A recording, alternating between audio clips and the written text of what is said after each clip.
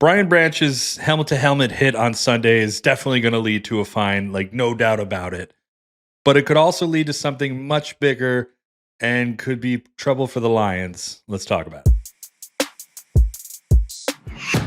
Hi, I'm Mike Payton from A to Z Sports Detroit, and today we're going to talk about why there could be a chance that Brian Branch is going to get suspended by the NFL after what happened on Sunday. And here's why. So, for starters, that's a helmet to helmet hit.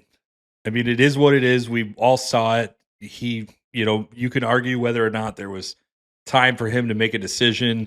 At the end of the day, the NFL doesn't care about our feelings or our opinions or your feelings or your opinions. They saw a helmet to helmet hit. They felt as though Branch had enough time to change course and do something different, and he didn't.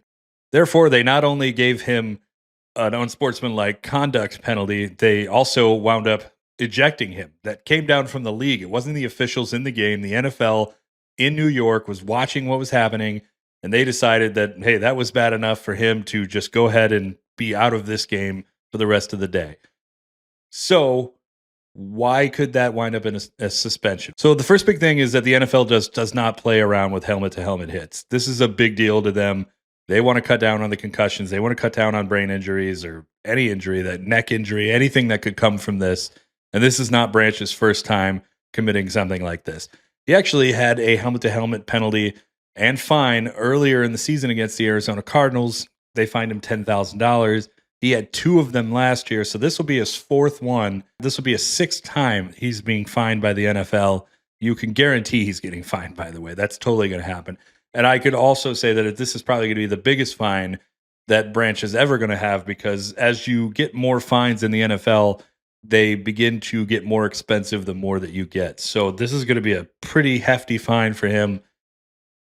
Definitely in the 20, 30, maybe even 40,000 regions. Like, the NFL has been crazy with some of their fines that they're doing this year. So don't be shocked at how expensive it's going to be when it happens. But you have to take into account that, hey, with all these fines, it's adding up, and the NFL may look at him and say, well, he's a repeat offender. He keeps doing this over and over again. Maybe it's time to teach him a lesson.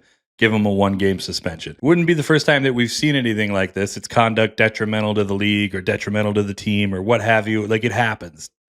Players get suspended for one game for having too many penalties or having, whatever it may be. But like the other bad thing is that, well, he decided he was going to flip off the entire crowd, which you and I think is super cool that he went full Stone Cold Steve Austin out there. Would have been even better if he would have stunned Clete Blakeman and stomped a mud hole in him and walked him dry. But like, that's not, what they're going to do. It's not this isn't WWE.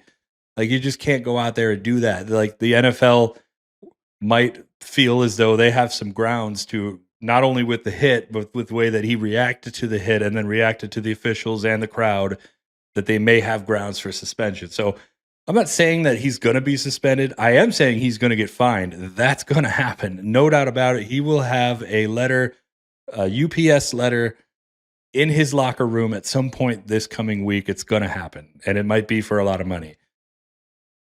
But there's a very good chance that a suspension could be coming down with it too. We'll see where it goes. We'll hope that it doesn't happen, but keep your eyes locked on Brian Branch all week, and we'll see what kind of news comes with it. We will see you guys next time.